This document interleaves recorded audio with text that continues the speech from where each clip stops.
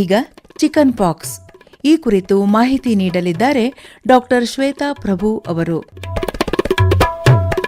ಬೇಸಿಗೆ ಆರಂಭವೆಂದರೆ ಮಕ್ಕಳನ್ನು ಗುರಿಯಾಗಿಟ್ಟುಕೊಂಡು ವ್ಯಾರಿಸೆಲ್ಲಾ ಝಾಸ್ಟರ್ ಎನ್ನುವ ವೈರಾಣುವಿನಿಂದ ಬರುವ ಸೋಂಕು ಚಿಕನ್ ಪಾಕ್ಸ್. ಇದನ್ನು ಆಡುಭಾಷೆಯಲ್ಲಿ ಕೊಟ್ಲೆ, ನೀರು ಕೊಟ್ಲೆ, ಚಿಕ್ಕಮ್ಮ, ಸೀತಾಳ ಸಿಡುಬು ಎಂದು ಸಹ ಕರೆಯುತ್ತಾರೆ. ಇದರ ಕಾರಣ ವ್ಯಾರಿಸೆಲ್ಲಾ ಝಾಸ್ಟರ್ ವೈರಸ್ ಎನ್ನುವ ವೈರಾಣು. ಸಾಮಾನ್ಯವಾಗಿ ಇದು 2 ರಿಂದ 12 ವರ್ಷದ ಮಕ್ಕಳಲ್ಲಿ ಕಂಡುಬರುತ್ತದೆ. ಚಿಕನ್ ಪಾಕ್ಸ್ ಸೋಂಕನ್ನು ಹೊಂದಿರದ ಅಥವಾ ಚಿಕನ್ ಪಾಕ್ಸ್ ಲಸಿಕೆಯನ್ನು ಪಡೆಯದ ಜನರಲ್ಲಿ ಬಹಳ ಸುಲಭವಾಗಿ ಹರಡುತ್ತದೆ. ಇದು ಸೋಂಕಾಗಿರುವ ವ್ಯಕ್ತಿಯ ಗುಳ್ಳೆಯ ದ್ರವದ ನೇರ ಸಂಪರ್ಕದಿಂದ ಅಥವಾ ರೋಗಿಯು ಕೆಮ್ಮುವುದು, ಸೀನುವುದರಿಂದ ವೈರಾಣುಗಳು ಗಾಳಿಯಲ್ಲಿ ಸೇರಿ ಬೇರೆಯವರಿಗೆ ಉಸಿರಾಟದ ಮುಖಾಂತರ ಕೂಡ ಹರಡಬಹುದು. ಈ ರೋಗದ ಲಕ್ಷಣಗಳೇನು? ರೋಗಕ್ಕೊಡ್ಡಿದ್ದ 10 ರಿಂದ 21 ದಿನಗಳಲ್ಲಿ ರೋಗ ಕಾಣಿಸಿಕೊಳ್ಳುತ್ತದೆ. ದದ್ದುಗಳು ಏಳುವ 1-2 ದಿನಗಳ ಮೊದಲು ಕಂಡುಬರುವ ಇತರ ಲಕ್ಷಣಗಳು ತುಸು ಜ್ವರ, ತಲೆನೋವು, ಆಯಾಸ, ಸೆಳುವು. ಇವು ಆದ 1-2 ದಿನಗಳಲ್ಲೇ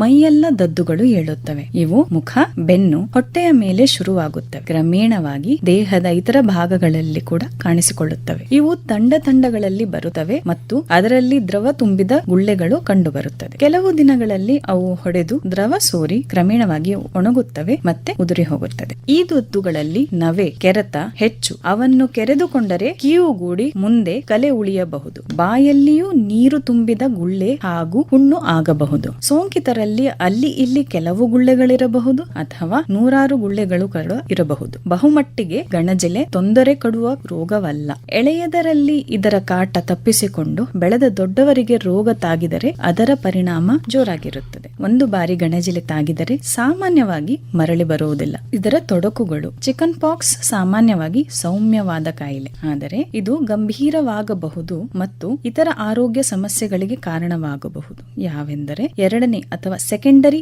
ಬ್ಯಾಕ್ಟೀರಿಯಾದಿಂದ ಸೋಂಕಿತ ಚರ್ಮ ಅಥವಾ ರಕ್ತ ಪ್ರವಾಹ, ನಿಮೋನಿಯಾ, ಮೆದುಳಿನ ಊತ, ಟಾಕ್ಸಿಕ್ ಶಾಕ್ ಸಿಂಡ್ರೋಮ್ ಹಾಗೂ ಸೋಂಕಿತರು ಆಸ್ಪಿರಿನ್ ತೆಗೆದುಕೊಳ್ಳುವಾಗ ರೀ ಸಿಂಡ್ರೋಮ್ ಆಗಬಹುದು. ಚಿಕನ್ ಪಾಕ್ಸಿನ ರ್ಯಾಶ್ ಆದ ಮೇಲೆ ಅಥವಾ ಹೋದ ಮೇಲೆ ಈ ವೈರಾಣು, ವ್ಯಾರಿಸೆಲ್ಲಾ ಝಾಸ್ಟರ್ ವೈರಸ್ ವೈರಾಣು ಅವರ ನರಕೋಶದಲ್ಲಿ ಸೂಕ್ತವಾದ ಸ್ಥಿತಿಯಲ್ಲಿ ಬಹಳ ವರ್ಷಗಳ ಕಾಲ ಉಳಿಯಬಹುದು. ಕೆಲವು ವರ್ಷ ಅಥವಾ ಬಹಳ ವರ್ಷಗಳ ಆದ ಮೇಲೆ ವಯಸ್ಸಾದವರಲ್ಲಿ, ದುರ್ಬಲ ಪ್ರತಿರಕ್ಷಾ ವ್ಯವಸ್ಥೆಯನ್ನು ಹೊಂದಿರುವವರಲ್ಲಿ ವೈರಸ್ ಮತ್ತೆ ಸಕ್ರಿಯಗೊಳಿದು ಈ ಸರ್ಪ ಸುತ್ತು ಬರುವ ಸಾಧ್ಯತೆ ಇದೆ. ಒಂದು ಬಹಳ ಮುಖ್ಯ ವಿಷಯ ಅಂದರೆ ಗರ್ಭಧಾರಣೆಯಲ್ಲಿ ಚಿಕನ್ ಪಾಕ್ಸ್. ಗರ್ಭಾವಸ್ಥೆಯ ಸಮಯದಲ್ಲಿ ಚಿಕನ್ ಪಾಕ್ಸ್ ತೀವ್ರ ತೆರೆನಾದ ಅಪಾಯವನ್ನುಂಟು ಮಾಡಬಹುದು. ಏಕೆಂದರೆ ಈ ಸಮಯದಲ್ಲಿ ಗರ್ಭಿಣಿಯರಲ್ಲಿ ರೋಗ ನಿರೋಧಕ ಶಕ್ತಿ ಕಡಿಮೆ ಇರುತ್ತದೆ. ಆದ್ದರಿಂದ ಈ ರೋಗದ ಹಾವಳಿ ಹೆಚ್ಚಿರುತ್ತದೆ. ಗರ್ಭಾವಸ್ಥೆಯ ಆರಂಭದಲ್ಲಿ ಚಿಕನ್ ಪಾಕ್ಸ್ ಸೋಂಕಿಗೆ ಒಳಗಾದ ಮಹಿಳೆಯರಿಗೆ, ಜನಿಸಿದ ಶಿಶುಗಳಿಗೆ ಕಡಿಮೆ ತೂಕ ಹಾಗೂ ಅಂಗಗಳ ಸಮಸ್ಯೆಗಳು ಹೆಚ್ಚು ಸಾಮಾನ್ಯವಾಗಿದೆ. ಇದನ್ನು ಫೀಟಲ್ ವ್ಯಾರಿಸೆಲ್ಲಾ ಸಿಂಡ್ರೋಮ್ ಎಂದು ಕರೆಯುತ್ತಾರೆ. ಗರ್ಭಿಣಿಯರು ಜನನದ ಮೊದಲ ವಾರದಲ್ಲಿ ಅಥವಾ ಹೆರಿಗೆ ಆದ ನಂತರ 1-2 ದಿನಗಳಲ್ಲಿ ಚಿಕನ್ ಪಾಕ್ಸ್ ಅನ್ನು ಹಿಡಿದಾಗ ಮಗುವಿಗೆ ಮರಣಾಂತಕ ಸೋಂಕನ್ನು ಪಡೆಯುವ ಹೆಚ್ಚಿನ ಅಪಾಯವಿರುತ್ತದೆ. ಗರ್ಭಿಣಿಯರಿಗೂ ತೀವ್ರ ನಿಮೋನಿಯಾ, ತೀವ್ರ ಚರ್ಮದ ಸೋಂಕು